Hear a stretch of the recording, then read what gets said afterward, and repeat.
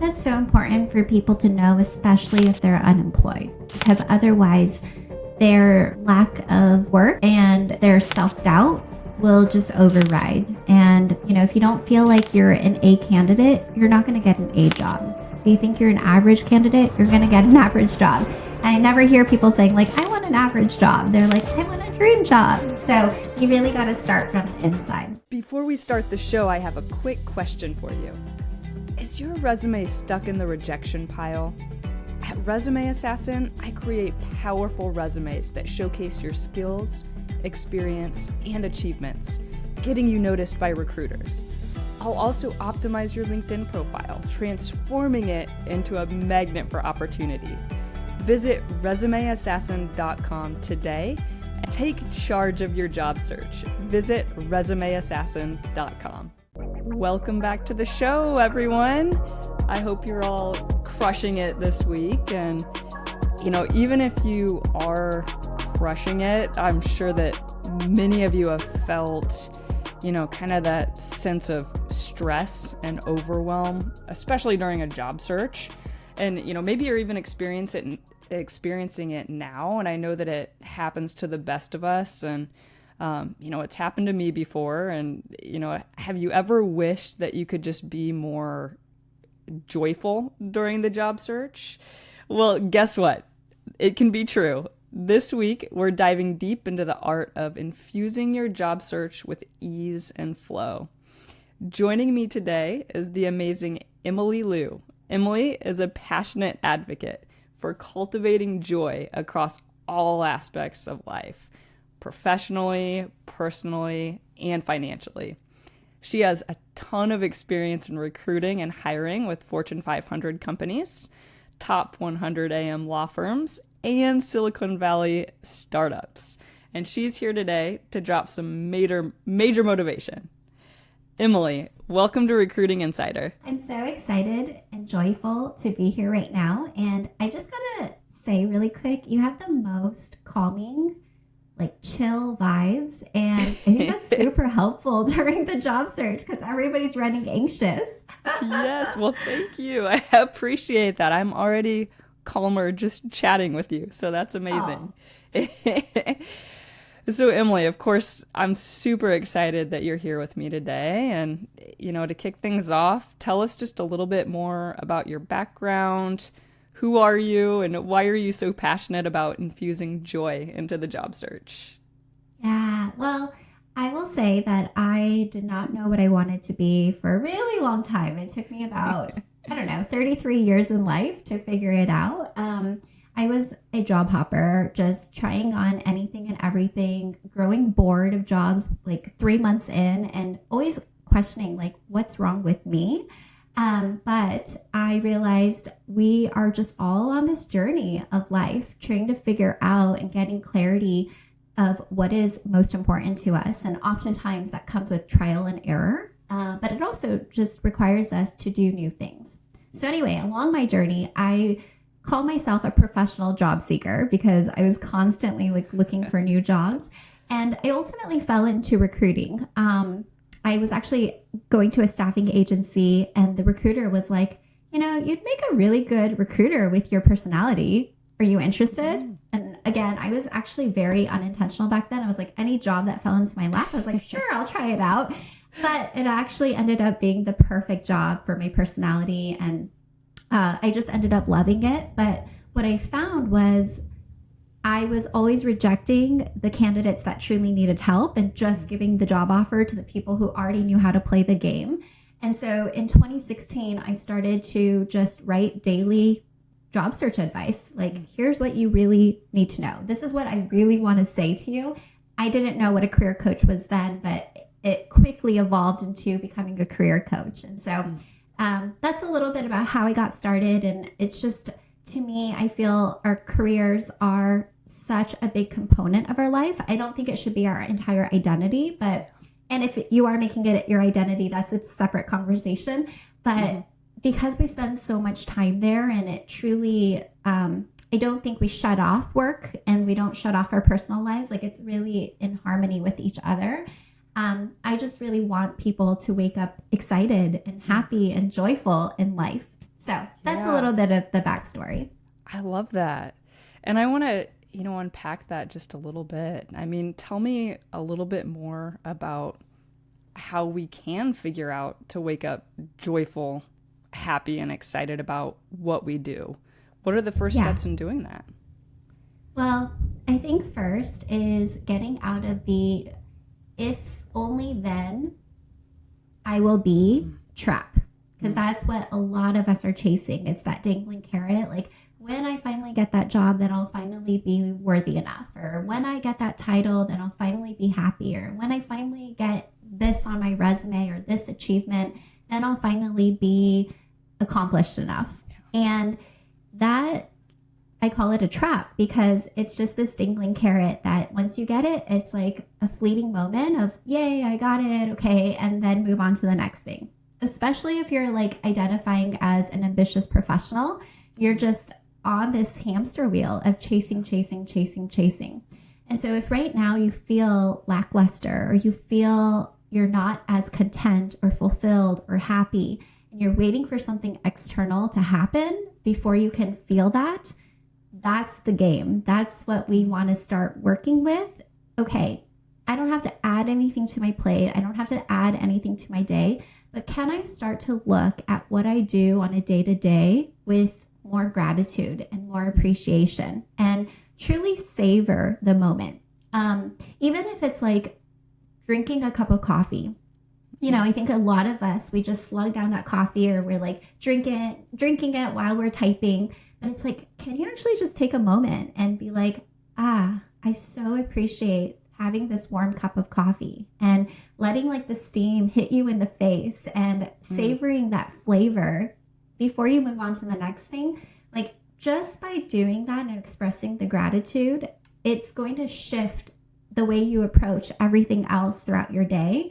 And so that's the same thing with the job. It's like, when you're in your job and you actually love something that you're doing, or you feel energized by something that you're doing, or you feel like you did something really impactful, instead of just going over it, or, dismissing onto the next task, it's like, wow, can you just really take a moment to pause and be like, wow, I'm just so appreciative that I had the opportunity to work on this, or I'm so proud of myself for being able to do this, or wow, I just did that. Like, how often do we take a moment to like really congratulate ourselves and celebrate ourselves?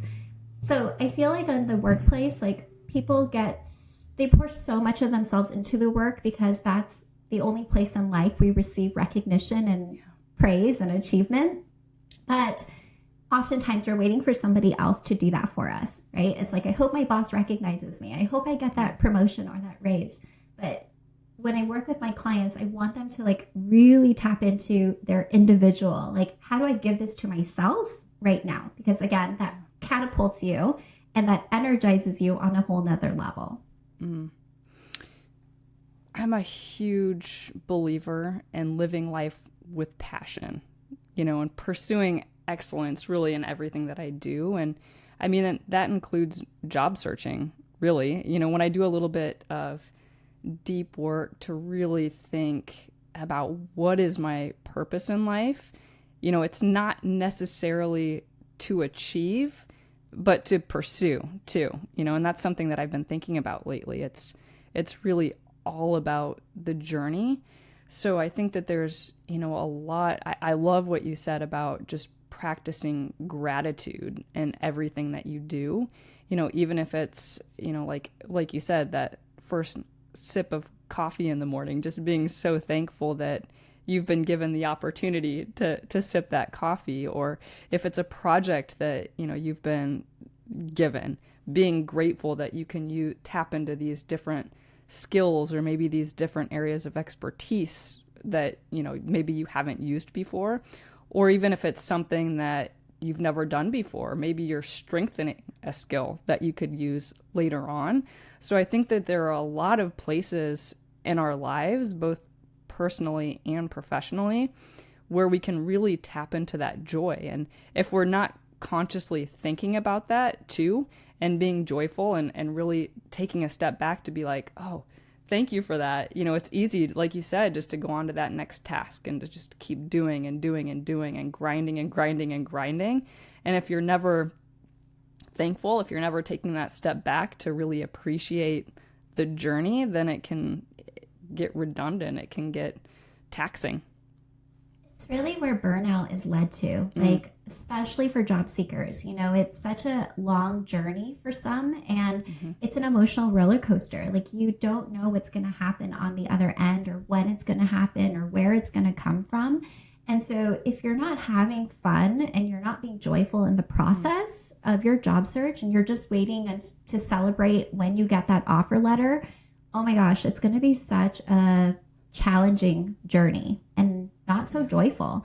And the way that I like to view it is like, so many job seekers are coming from this place of anxiousness. Like, I just need to apply to another job, or I just saw this and I should just network with however many people. And they are bringing a lot of anxiety and a lot of fear and like desperation energy into their job search. And to me, I think everything is energy. So when you're coming from that place and you're writing an email or you're writing your resume, well, hopefully Mary's writing your resume, but as you're like submitting it, they're like so anxious and desperate. Like, I feel that energy gets captured and it transmutes into everything else.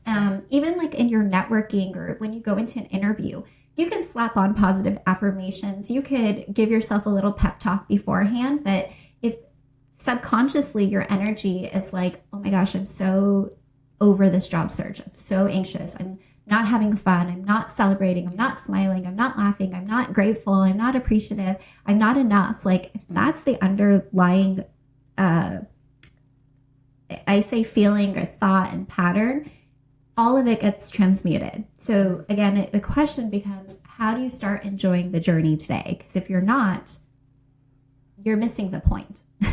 You're missing the point of this job search. Yeah. Yeah, it's all about the journey. And I think that you're onto something there with the mindset too. And I listened to a podcast recently who, the topic of conversation was around mindset. And those people that truly believed that something was going to happen, whether it was landing an interview, getting a new client, maybe taking the next step in your fitness, whatever it might be, whatever your goal is, whatever journey you're on, if you switch your mindset and you tell yourself, I'm going to do this, then the chances are you're going to take the necessary steps to actually accomplish those things. Whereas, those people who are right off the bat, they're saying, oh, I'm not going to get the interview. It's the job search process sucks, their mindset just isn't there, then it's probably going to be true. The job search process probably will suck. You probably won't get the interview because you're telling yourself that you're not going to get it. So what happens in that job search is a direct reflection of what's going on up inside of your head. Oh, definitely. I truly believe the subconscious is always going to find the path of least resistance. And so if your overarching thought is this job search sucks, or I'm not the top candidate, or I'm not a good enough candidate, or I'll just take any job, like, you're going to end up finding the feelings that support that. So chances are your feelings are apathetic, maybe feeling lethargic, feeling unmotivated, feeling just a lot of lack mentality around the job search and yourself. And then the action is like, okay, well, if you don't believe it's possible, well, how are you showing up? Well, maybe you're applying, but you're not putting like your whole heart into it. Or like, I like what you said earlier, which was like passion and like really having a level of standard around excellence. You're going to just do things, but it might be half-assed, or it might just be like, oh, I'm just doing it for the sake of doing it. And then the result is you're going to keep finding evidence that, see, the job search is hard. I never get interviews. This is so challenging. And so it really then becomes a self-fulfilling prophecy. I think about like when you go to the gym, like just if you think you're never going to lose weight or you're never going to get that body, like you're not going to show up. But if you're like committed, you're like, dang, I'm going to get a six pack by the end of this summer. Yeah. Like you're just committed and your energy shifts and, your feelings around getting that body is like, I'm more energized. I'm more motivated. I'm going to start taking the actions of putting in a routine. I'm going to show up consistently. I'm going to do this really tough workout and push through. And then the results are, oh, wow, I got a six pack. And, that supports my thought that I can do this. Yeah. What are some of the biggest mindset shifts that job seekers can make to approach their search with more positivity? Yeah.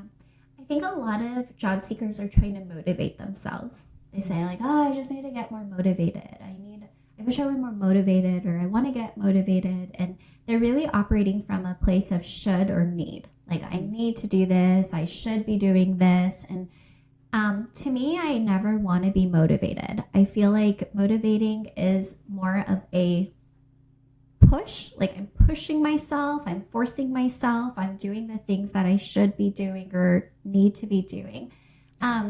What I would rather have job seekers do is really move into from motivation to inspiration. What do you feel inspired by? And inspiration really sits in the want. I want to do this, or I desire to do this. I feel compelled to do this. I feel pulled to do this. So instead of a push, it's a pull. Like I feel pulled to follow this curiosity. I feel pulled to reach out to this person. So oftentimes, like when you're motivating yourself, you're just forcing yourself. You're kind of going into a routine. You're like, okay, I heard this is what I should be doing, so I'm doing it. And it feels kind of purposeless for a lot of people. They're just like, oh, I feel like I'm just going through the motions. I'm checking things off, but I'm not getting the results that I want. So when I work with my clients, I'm really like, okay, there's so many ways to land a job. Like applying online is one. Networking is another. But like if you hate networking, you hate going into rooms, you have zero energy to like make small talk, then don't do that, right? So I think a question is getting still enough to be like every single day, waking up to be like, what do I feel inspired to do today? If I were to land a dream job, what do I feel I want to do to work towards this goal? And I think the more you operate from your wants and your desires, you're naturally just going to be more energetic and joyful, and you're going to get to your destination a lot quicker. Because we all have heard those stats of people that are like, I applied to over 300 jobs and I haven't gotten a single interview. So it's not like there's a magic number or like, you just have to keep motivating yourself. We also hear people who are like, oh, I got laid off and, I was having brunch with a friend and it turned out her company is hiring and they pushed along my resume and then I got a job like within 2 weeks. And it was like so easy. And it wasn't like this hard job search because they're just really going back into, okay, what do I feel I want to do today? What do I want to share with another person? What do I feel pulled to do today? And it just happens organically. And I think that's the best way. So many things come into fruition. I think that a lot of job seekers have a hard time figuring out what is it that's pulling me? What should I actually be doing today? Because, a lot of people feel kind of frantic or they feel a sense of urgency when they're in their job search. So how could somebody really tap into their emotions, to their feelings and figure out, what is pulling me? What should I actually be doing today? Mm-hmm. Yeah, I hate the word should. Like I want them to ask, what do I want to do today? And so I think one thing that they can really think about is when I get my job offer, what do I feel? Like, what do I think I'm going to feel when I get my job offer? And most likely they'll say something like, I will feel relief. I will feel elated. I will feel happy. I will feel joyful. So again, the question becomes, okay, if I were to feel relief and I feel elated, I feel light, I feel happy, what job activities would allow me to feel that and come from that place right now? And so I'm making this up. It's going to be different for everyone, but somebody might say, I feel relief taking off the expectation that I need a job by 3 weeks. Like I've always heard people say like these really aggressive deadlines that it's like a self-imposed deadline and they're putting so much control. Like we don't know how long another company's hiring timeline is. Typically it's not 3 weeks for a whole recruiting cycle. But just even having that pressure taken off is like, oh, okay. Like from this place, if I'm not putting this crazy metric that I can't even meet, ooh, okay, I could feel that relief. I could feel that tension and that stress kind of dissipating, like that self-imposed stress that I put on myself. And now, like, if I want to feel more joyful, like, well, what lights me up? I have a client who loves connecting with people. Like, she's a natural relationship builder and community builder, but yet she's spending most of her job search activity time on job boards. And she feels so soul sucked, and she just feels like she gets the applications in, but she just feels so drained. So one thing that we're doing is, okay, instead of like applying to 10 jobs, can you apply to 3 and maybe start to connect with others? Or even when you are applying online, instead of doing it in isolation at your home, could you go to your local coffee shop and just be surrounded by people? And that naturally just energizes her more. So I think the question really boils down to, what do you think you're going to feel? How do you start feeling that today, regardless of the offer letter? And what activities, what actions, what structure would allow you to honor what you want to feel? Because that goes back to your purpose. It's less about what you're doing, but more of who you're being. Yeah. How can you be that in this moment? I love that. And I think that that's such an important reframe to have. And I think that that probably resonates with a lot of people who are listening today, because when I think of a job search, or when I think back to my last job search, or even, with a lot of the clients that I'm working with, it's like they're thinking in that should mind frame where it's like, what should I be doing? And like you said, Emily, I love reframing that to think, what am I doing and how does that make me feel? Because if you're feeling really positive and energetic about what you're doing today in your job search, there's going to be way more joy that comes throughout the entire day, throughout the entire week, that's going to, resonate with you both internally. Your family will see it, your friends will see it. You'll just be a happier person. So just that subtle shift in mindset can make such an impactful difference. And, I think a lot of job seekers that I speak with, especially in today's market, and, we know over the last year and a half, there have been so many layoffs and people are applying to hundreds of jobs, if not, I've even heard of thousands of jobs at this point, and they're not getting a lot of feedback. And so it just kind of starts to feel like a grind. So, even if they are practicing some of these different mindset shifts, it still gets really, really frustrating when it feels like you're just, banging your head against the wall, doing the same thing over and over. Or even if you are, making that shift and you're finding joy in the different things that you're doing, and can still end up feeling like a grind. So how can we shift our focus to find flow and really fall into that sense of progress?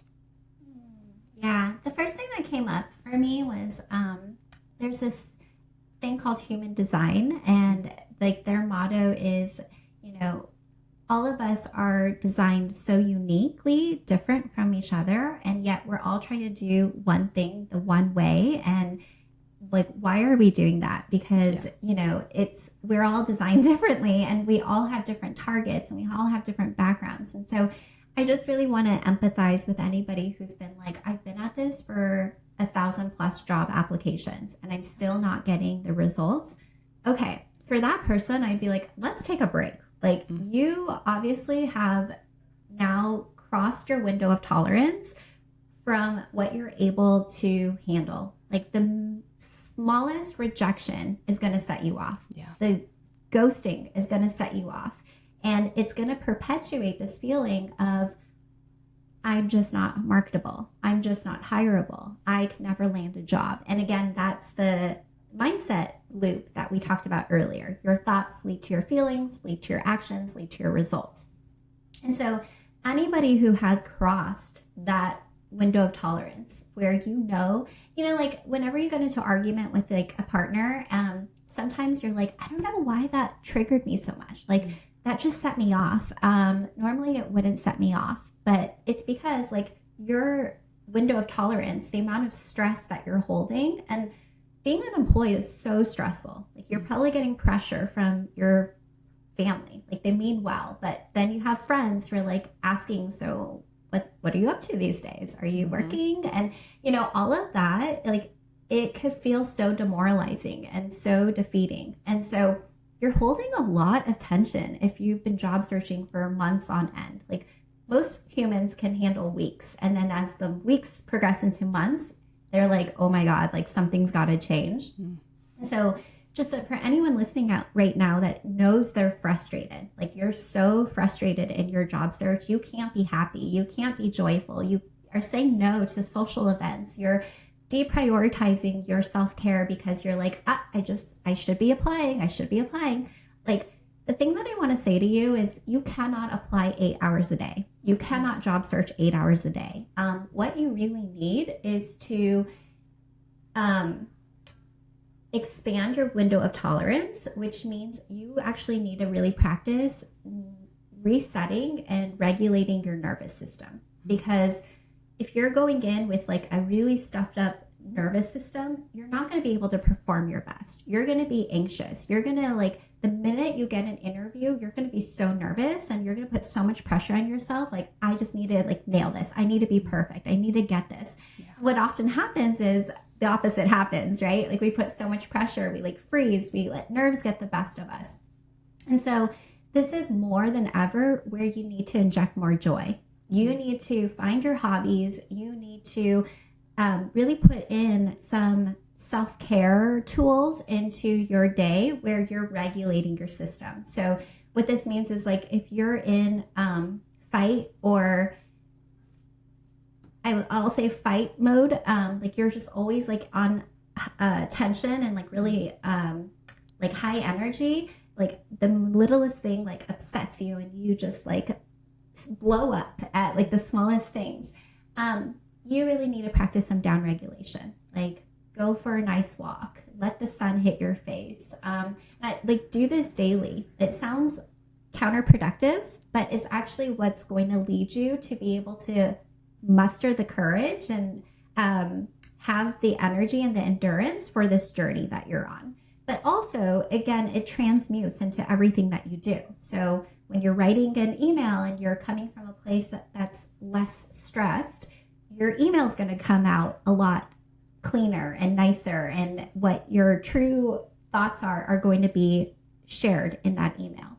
So like if anybody is in like collapse mode, like I just feel depressed, I feel like I don't have the energy to do this, I just want to hide and curl up onto my couch, or I want to just distract, I want to like flee away from this problem of not having a job, then I would really encourage people to do more upregulation tools, like really get movement into your day, like find an activity that really allows you to get out your anger, like boxing is really great. Anything that can really allow you to just move that energy through your body so that you show up with more, I'm just going to use the word energy, right? Like you're just more motivated. You're just more excited. You have moved the energy to get you into this place where you're like, okay, I can actually handle this. I can actually show up for myself. I can get out of bed and tackle little tasks and actions. And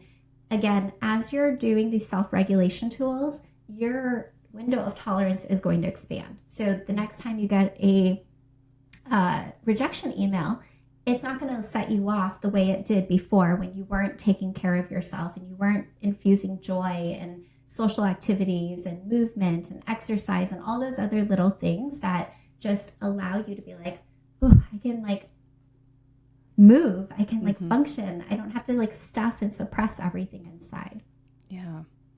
Yeah, I love the idea of self-regulation tools, and I want to dive into that a little bit more because you kind of got me curious there. And I know that one thing that you mentioned was exercise and sunlight, but can you go a little bit deeper into, what are those self-regulation tools and how could we use them in our day-to-day life?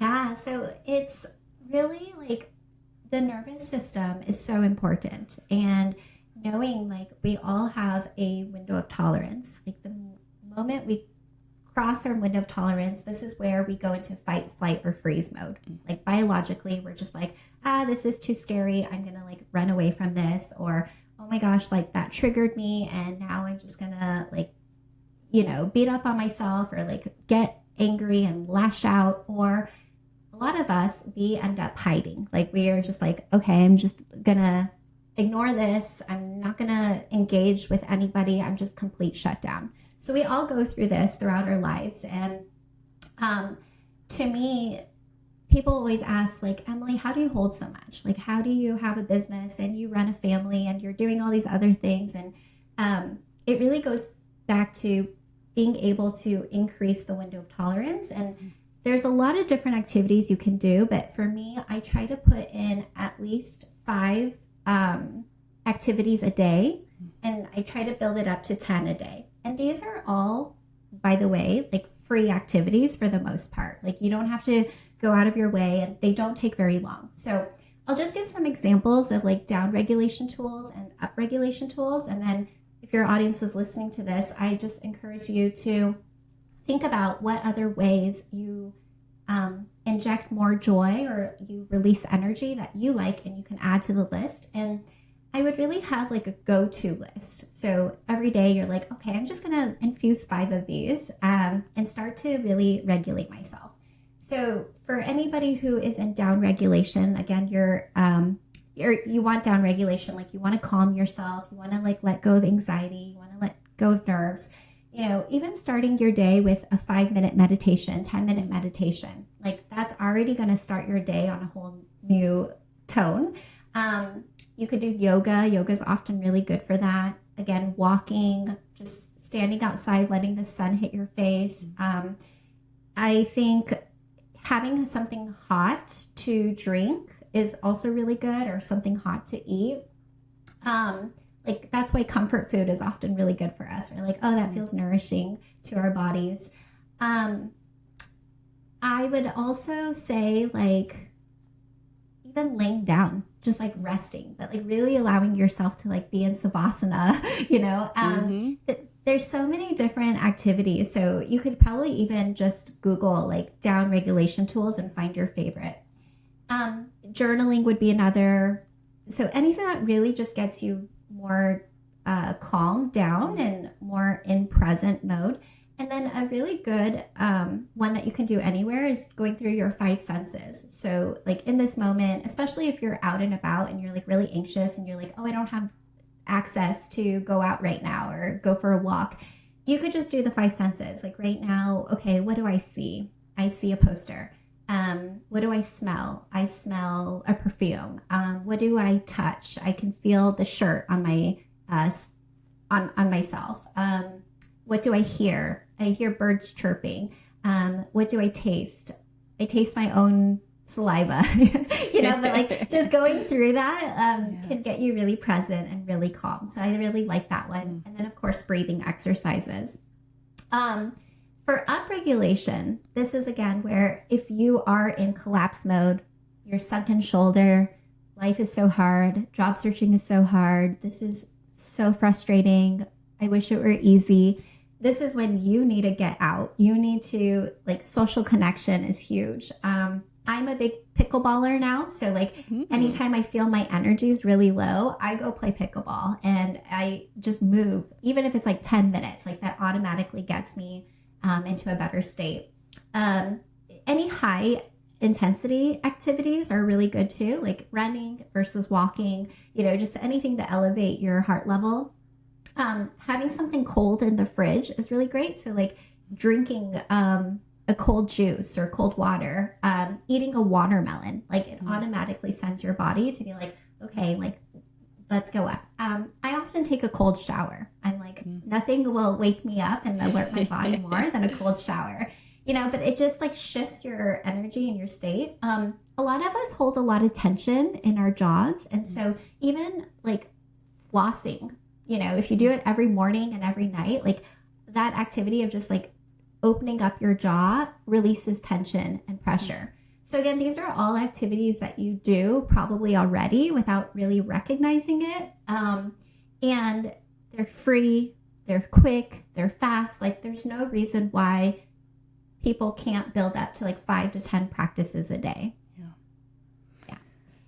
But ultimately it goes back to, are you taking care of yourself and your body? Because I feel like a lot of times when you're unemployed, when you're job searching, the last thing you do is take care of yourself because you feel unworthy. You feel like you don't deserve a break. You don't, all of these things. And so I just want to give you permission to know, like, actually by doing all of this, you're not only accelerating your job search because you have the capacity to like hold it and move through it and move into a better energy around it.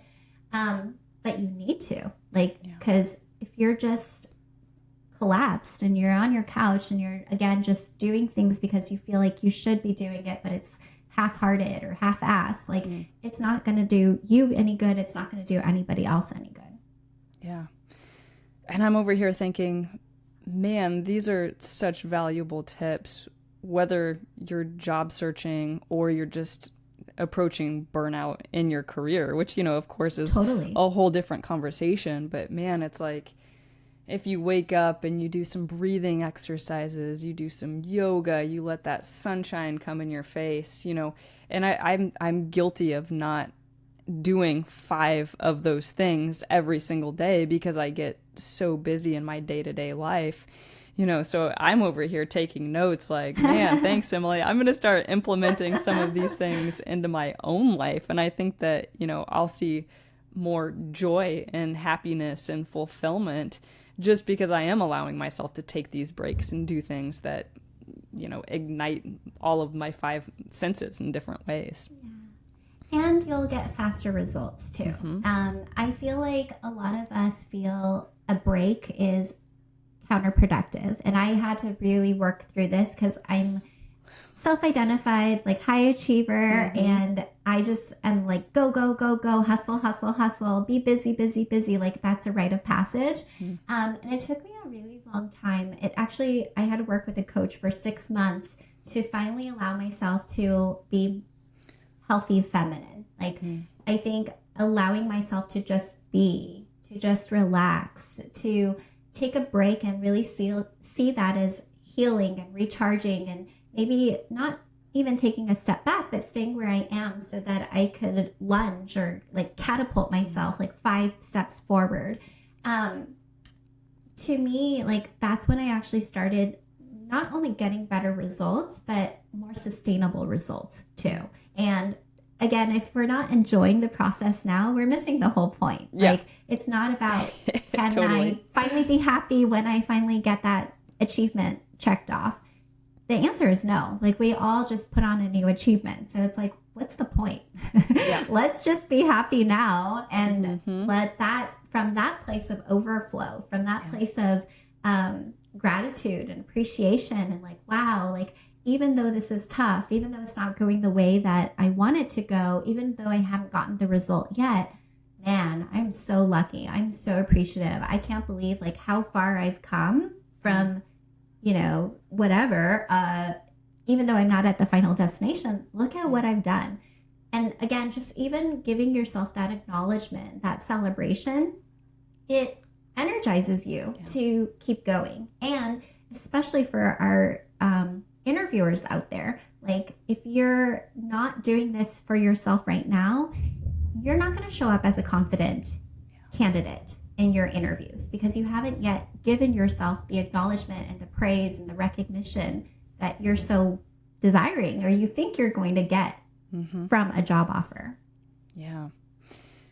And I want you to dive into purpose as well, just a little bit, because I know on LinkedIn, you talk a lot about how to create a more purposeful and joyful career. And when we're job searching, sometimes it's really hard to know what our purpose is, especially for those of us who, really attach our purpose to our work. How can we discover our purpose and use it to guide our job search?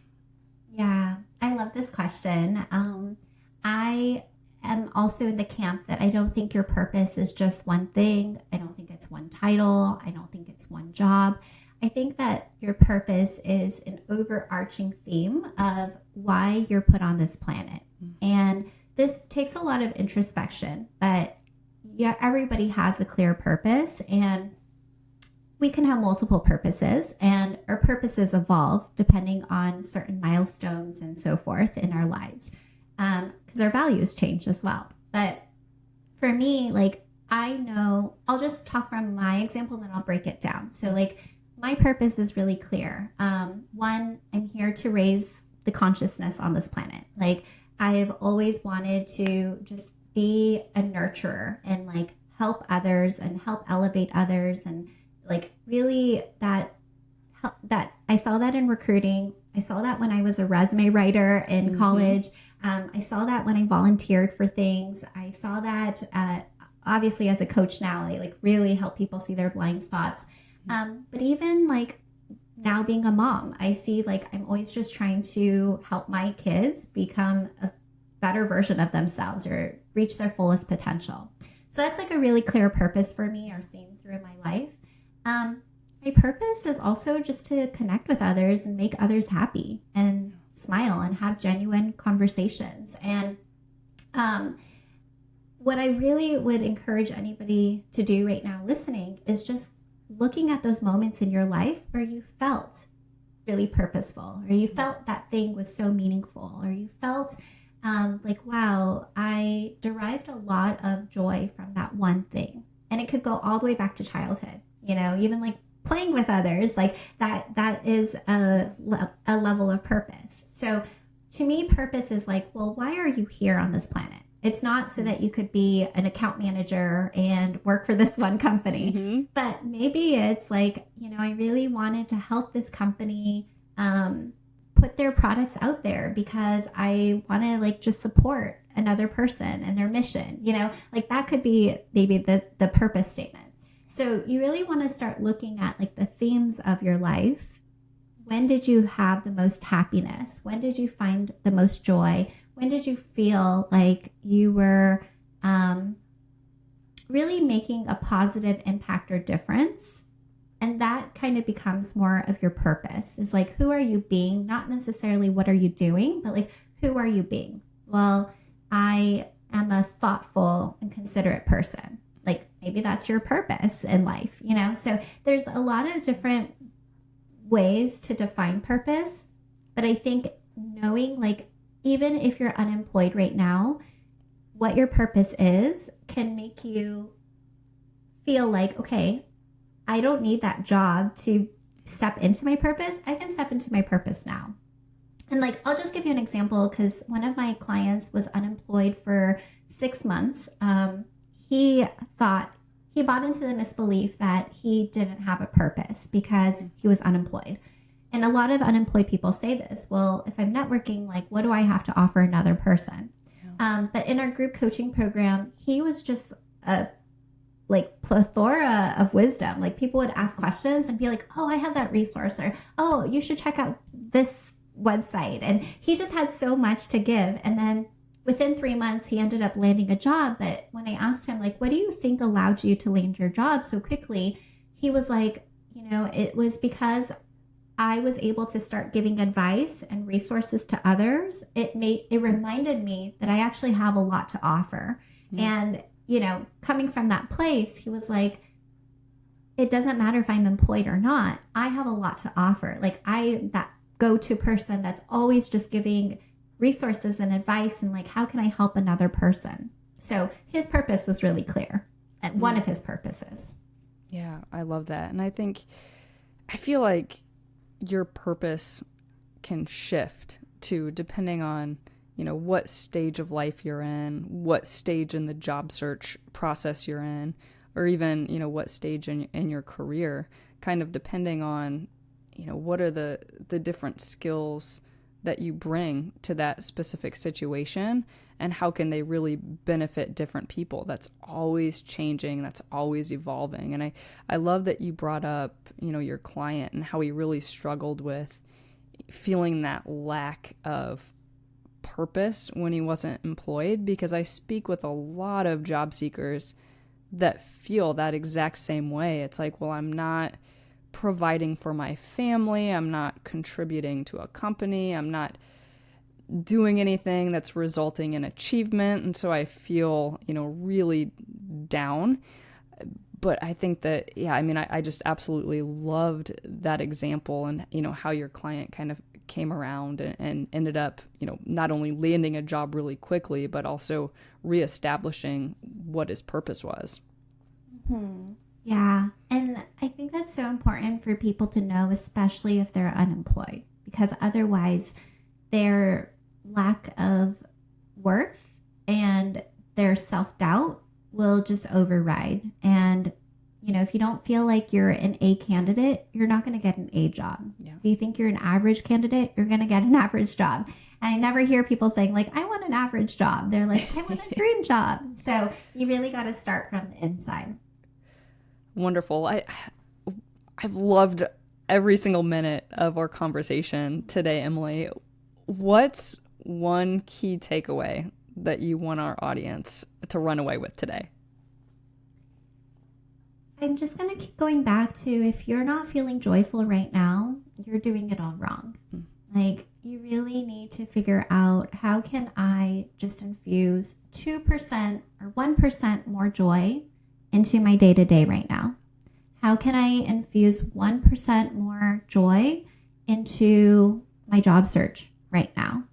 And again, just really trust that you're here on this planet to thrive, not just to survive. Like, I don't believe the universe, God, Buddha, Allah, whatever higher power you believe in, is here to watch you suffer. I really believe that you're destined for something wonderful, and we don't know the timing of it.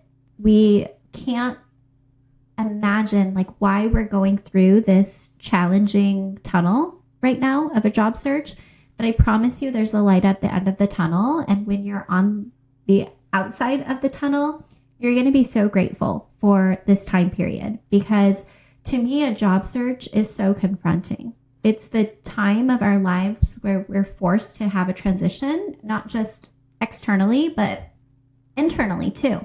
This is our opportunity to learn, okay, how do I build more resiliency? How do I learn how to take care of myself, even when I don't fully believe in myself?